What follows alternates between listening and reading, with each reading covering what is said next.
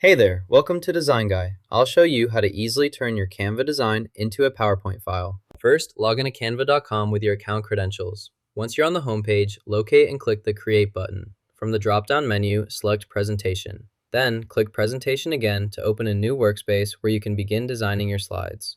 Next, select a template from the available options, such as the Farmer Presentation template. Apply the design to 10 pages. To save your work as a PowerPoint file, click the Share button in the upper right corner. From the drop-down menu, select the option to download as a PowerPoint presentation. Select Microsoft PowerPoint as your export format.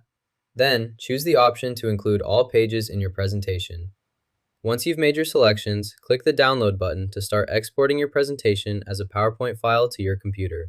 The file is now converted and saved as a PowerPoint document you can open and edit. You can now save your Canva presentations as PowerPoints with ease. Hit like and subscribe for more quick design tips.